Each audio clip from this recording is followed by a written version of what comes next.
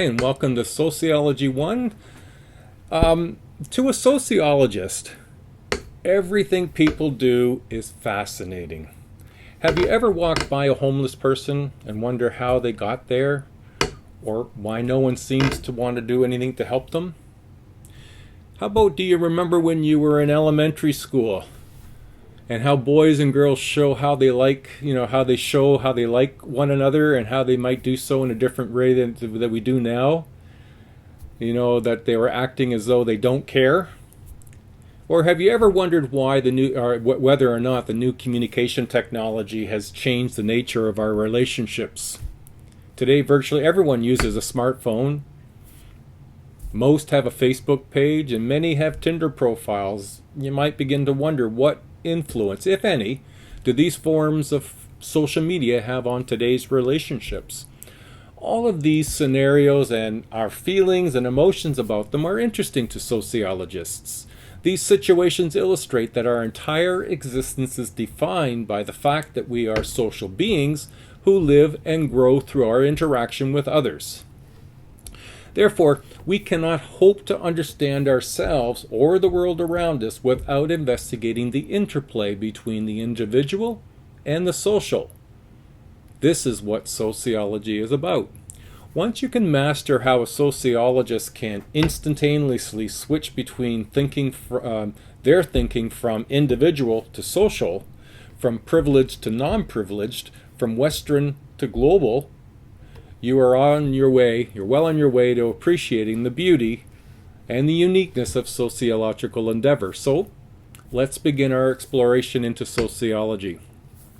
We'll start by putting social life into perspective. And let's define sociology. Sociology is the systemic study of human society and social interactions. Sociologists study human societies and their social interactions in order to develop theories of how behavior is shaped by group life and how, on the other hand, group life is affected by individuals. So it's important to note systematic study.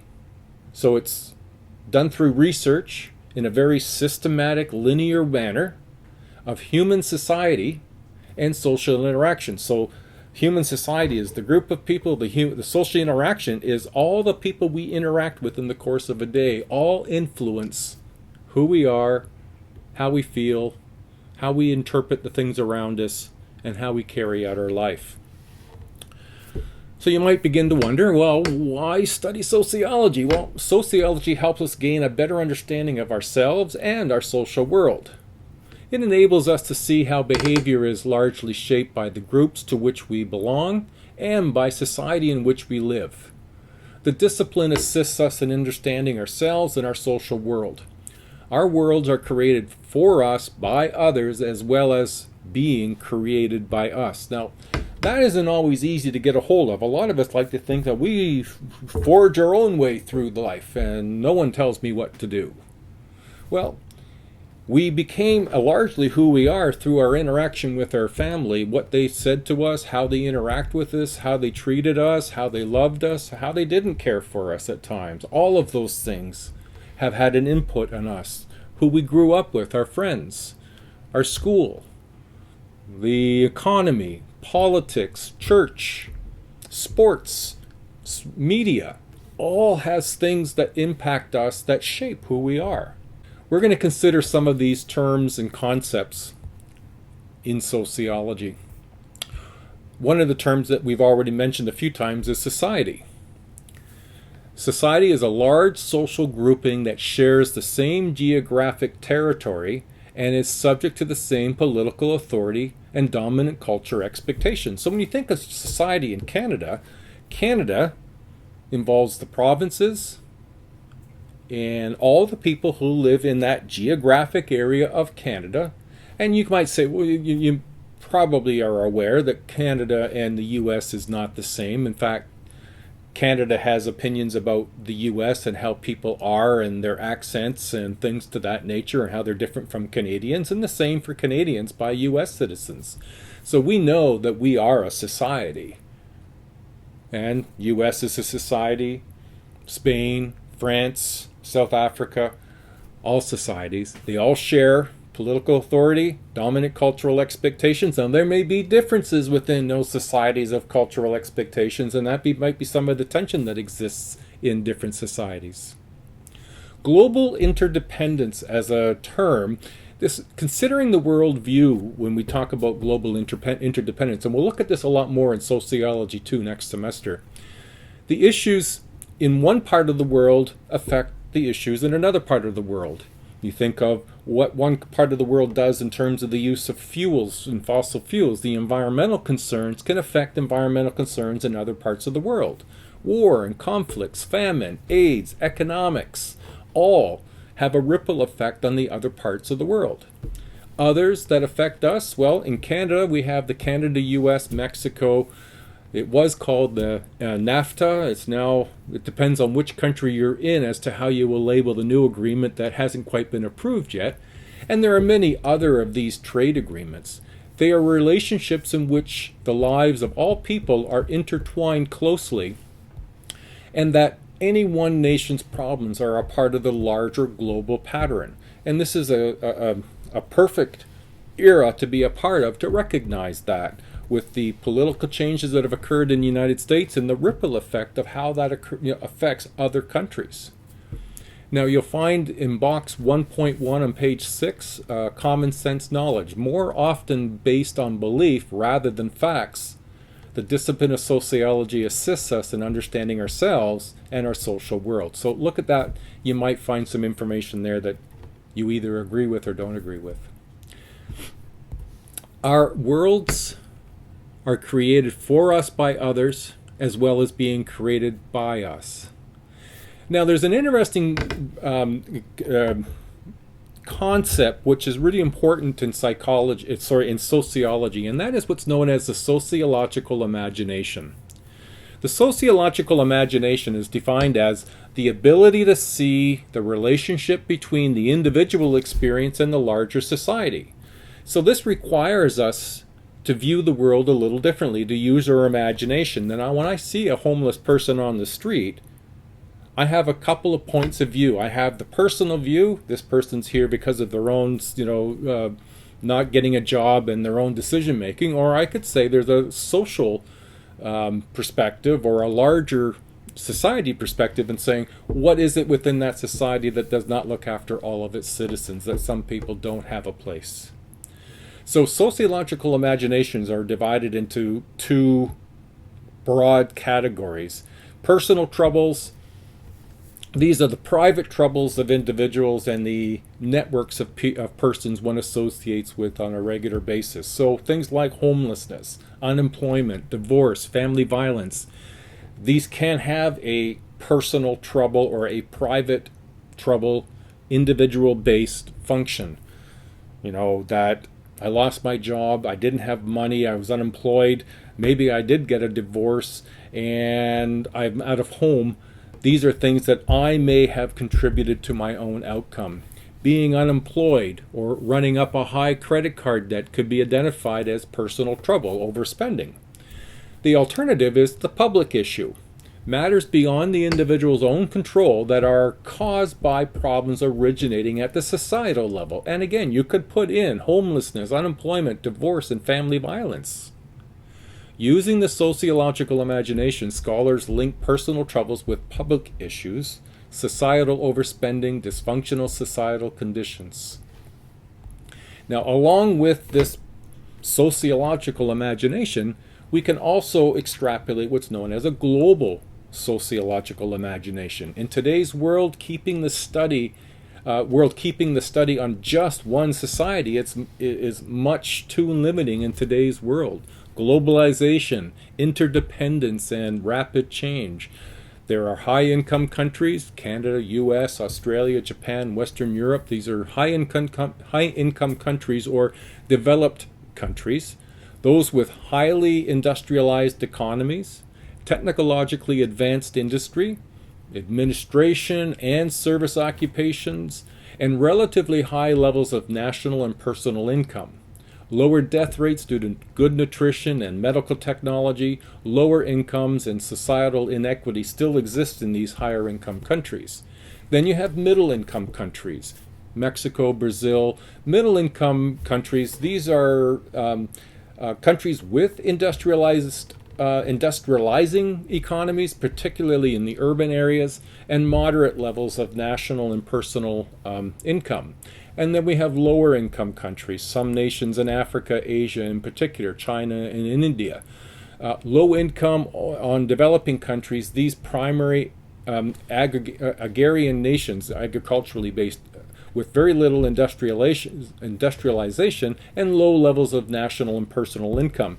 Now, many of those countries, and I mentioned India and China, have a lot of high tech and high education, areas, but they're big countries with huge populations, and there's a good number of their rural areas which make up the bulk of their countries which aren't doing so well. Most of the early thinkers and philosophers thought about human behavior more in terms of how things ought to be rather than what is.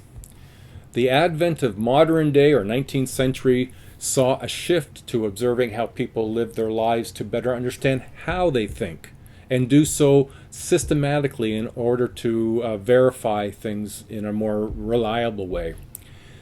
It was industrialization and urbanization that were push points for this shift in thinking. So let's look at the meaning of these terms. Industrialization, changes of means of production, that is, how people make a living. When societies are transformed from dependence on agriculture and handmade products to emphasis on manufacturing and related industries. So that was one of the big shifts in North America at the turn of the century, was this industrialization in factories and mechanization. And then urbanization often results with industrialization. This is the process by which increasing portions of the population lives in cities rather than in the rural areas. Many people move from being producers to being consumers. Think in terms of Canada. Of Canada's population, 80% of the population lives in cities. 60%, I think it is, of that live in Montreal, Toronto, and Vancouver. As a result, new social problems emerge. This is as a result of urbanization and industrialization. Inadequate housing, unsanitary conditions, poverty, pollution, crime, low wages. Now, the early thinkers, they had a concern for social order and stability. There were natural scientists who had been using reason or rational thinking to discover the laws of physics and the movement of the planets. Social thinkers began to believe that by applying the methods developed by the natural sciences, they might discover the laws of human behavior and apply these laws to solve social problems. Some of the early thinkers, early middle 19th century, such as Auguste Comte, Harriet Martineau, and Herbert Spencer, and Emile Durkheim were interested in analyzing social order and stability. Auguste Comte, he come up with what he called positivism, a belief that the world can best be understood through scientific inquiry. Comte believed that objective, bias-free knowledge was attainable only through the use of science rather than religion. And that's a huge shift at this time. Religion was so dominant in the world that it guided so many aspects, including science. And here was someone coming out saying, no, we must, separate science from religion and study science. Harriet Martineau was an advocate of racial and gender equality. Analyzed how large-scale social structures influence the lives of people, particularly women and children, and those who were marginalized by virtue of being criminal, mentally ill, disabled, poor, or alcoholic. Herbert Spencer's influence constructed an evolutionary perspective on social order and social change. Societies developed through a process of struggle for existence and fitness for survival, which he referred to as the survival of the fittest, used to justify the repression and neglect of the minority groups in the late 19th century and beyond, known as the scientific racism. Now, very influential in sociology was Emile Durkheim. Durkheim is a crucial figure in the development of sociology as an academic discipline. He promoted the scientific approach to examining social facts that lie outside of individuals, founding figure of the functionalist theoretical tradition. One of Durkheim's most important contributions to sociology is the idea that societies are built on social facts. Social facts are patterns, are patterned ways of acting, thinking, and feeling that exist outside any one individual but exert social control over each person. Durkheim coined the term anomie, a condition in which social control becomes ineffective as a result of the loss of shared values and a sense of purpose in society. His observations were that when people lost purpose and their connectedness to other people, they lost their reason for living. He was studying suicide, and anomie was a result out of this disconnectedness. When people get together in large cities, there starts to be a disconnectedness or anomie. Now, when we move towards more modern sociology, we can begin with Karl Marx. Marx analyzed the struggle between the capitalist class and the working class, and he called this class conflict. It was between the bourgeois, the capitalist class, who own and control the means of production, and the proletariat, the working class. They must sell their labor because they have no other means of earning a living. Alienation as a term, this was when exploited workers feel a loss of powerlessness and estrangement from other people and from themselves. And they have this sense of alienation.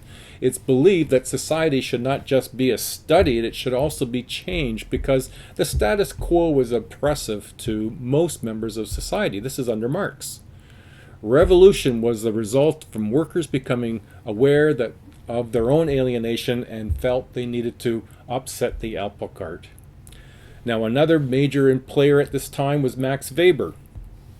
Weber held that sociology could be a value-free, conducted scientifically, excluding the researcher's personal values and economic interests. Sociologists should employ Verstehen, German for understanding, to see how the world the way others do. Emphasis is on the value-free inquiry and the necessity of understanding how others see the world. Important insights on the process of rationalization, bureaucracy, religion, and many other topics. Was more aware of women's issues than many of the scholars of his day. Now, George Simmel believed that the main purpose of sociology would be to examine the social interaction process within groups. He analyzed the impact of industrialization and urbanization on people's lives, concluded that class conflict was becoming more pronounced in modern industrial societies. It's from here we start to move into a more contemporary theoretical perspective. Contemporary, more current sociologists endeavor to create theories to understand these views. Theories are a set of logically interrelated statements that attempt to describe, explain, and occasionally predict social events. Perspective or point of view, looking through different colored sunglasses, is the way I sort of view theories. Is each of the theories is like putting on a different set of sunglasses, and you see the world a little bit differently. The world doesn't change, but how you view it can change based on a theory. So what you'll see in your text are sections applying to perspectives to shopping and consumption. You may find this really helpful to go along with your text using those examples to help understand these theories. The first we're going to begin with is functionalist perspective. According to the functionalists, society is a stable, orderly system. Key classical figure here is Emile Durkheim. Basis of society are societal consensus of shared values. So all society accepts the values, the beliefs, and the behavioral expectations. That's why it's stable. Society has parts to a whole, with each part having a function, thus functional perspective. Society is a living organism. So if there are different parts of society, politics, economy, family, school, healthcare, all of these parts have a function in society. And it's when these functions work harmoniously that it's like a living organism, and it tends to be stable and orderly. Now, some of the structures that were described back in the day, family, politics, economy, healthcare, education, have function or purpose in society. These work together for the benefit of society. Now, Talcott Parsons, from 1902 to 1979, he was about that societies must make provision for meeting social needs in order to survive. He coined the term division of labor, where it was necessary for this division of labor within society for survival. And there was two types, instrumental and expressive. And we see this a lot in families, particularly families of old. We see that families have been changing, where instrumental are the leadership and decision-making, husband and father traditionally. It's not the way it is now, or not entirely. You'll still find those examples. And then you'll find expressive roles. And these are the ones associated with housework, caring for children, providing emotional support for the family, the wife or the mother. Now, we see this has been changing, but this view is very traditional view. That's the functionalist. Now, R.K. Merton, he was born 1910, died in 2003, he introduced a couple of other terms under the functional realm, and that is manifest function. Manifest function was meant to be that this is the intended or overtly recognized by participants in a social setting. That is to say that families, as a social entity, their manifest function is to have children, raise children, to healthfully and emotionally support them through their life. The latent function, this is the unintended or hidden and remaining unacknowledged by participants. So a latent function, say, of school. You go to school, you go to post-secondary, you meet people. The manifest function is get an education and be preparing for work. The latent function is you might meet people who become lifelong friends, even a wife or a husband you may meet from school. That's not the function, but it's the unintended outcome of some of these social facts. Then there was a term being introduced, which would be dysfunctions. These are the undesirable consequences of any element of society. When families go bad and there's family violence, that's considered a dysfunction. So when we look at education, we have a manifest function, teaching skills, broaden awareness. The latent function of education is social networks and lifelong friendships. Now, social institutions is another term, and this is where we talk about the institutions like family, economy, politics. Structures provide function to society. Manifest and latent, from their perspective, are all institutions function with manifest and latent functions, purpose for being. Okay? So functionalist is an old traditional-based theory.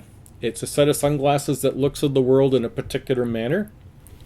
We're going to move into conflict theory, or conflict perspective. And according to conflict perspective, groups of societies are engaged in a continuous power struggle for control of scarce resources. Now, the key figures here are Karl Marx and Max Weber.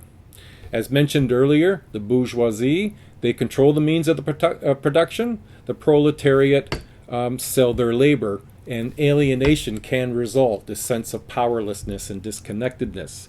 Today, advocates of the conflict perspective view social life as a continuous power struggle among competing social groups. Now, there's some other terms to include here, and the next two really sort of sound the same, but they're different. Prestige.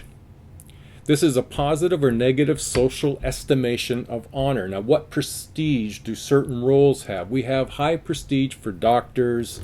We have high prestige for maybe police and for maybe teachers.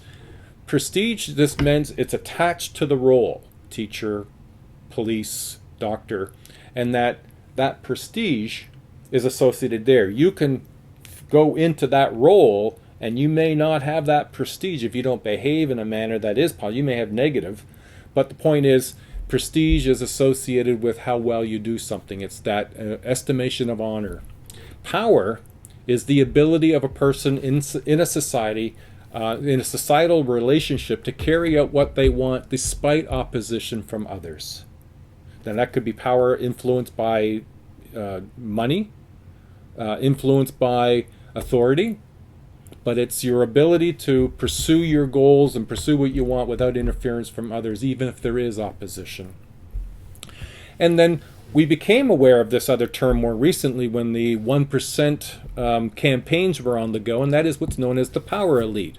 A small clique of conspiring and top corporate, political, and military officials that can have a larger impact on the social life of most other people. Okay, feminist theory. Now, feminist theory, if you will, kind of derives from conflict theory. Feminist perspective focuses on the significance of gender and understanding and explaining inequalities that exist between men and women in a household and in the paid labor force and in the realm of politics, law, and culture. Now, why I say it's kind of connected to conflict, it's a power struggle about who has what.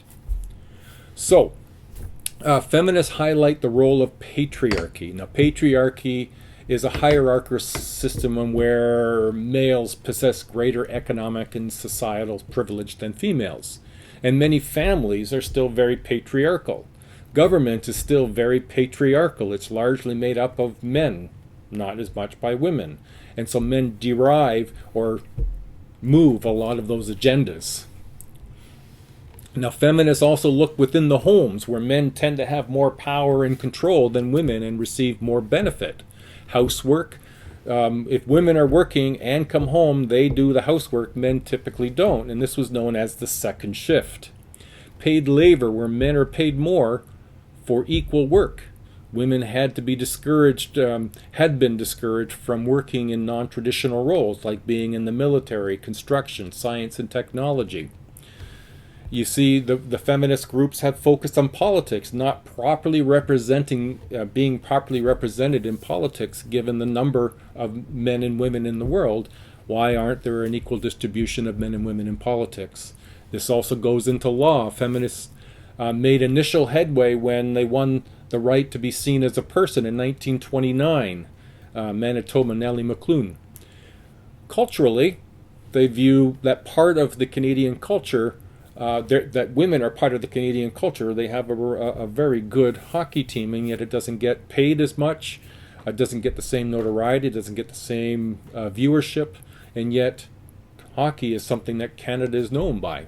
Functionalists and conflict perspectives take a macro view. Feminist includes both a micro and a macro view. Now, what we mean here is that a macro analysis, this examines the whole of society, large-scale social structures and social systems. The micro, this focuses on the small gatherings of people rather than the large-scale social structures. The focus of symbolic interactionalists is micro. The symbolic interactionalists examine people's day-to-day interactions and their behavior in groups.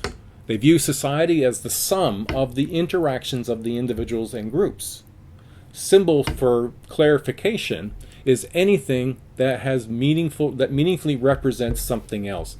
Now let's look at postmodern, the sociological approach that attempts to explain social life in modern societies that are characterized by post-industrialization, consumerism, and global communications. Postmodern perspectives are characterized by the decline in the influence of social institutions such as family, religion, education in people's lives, and they've pursued that the studies of individual freedom, information explosion, the rise of a consumer society, the global village image, post-industrial society, and simulations are their main focus. Now, I hope this has been helpful for you. This has been Chapter 1 in Sociology 1. Make sure you have your textbook handy while you go through the videos. That'll help you an awful lot with this course. Thank you very much, everybody. Bye.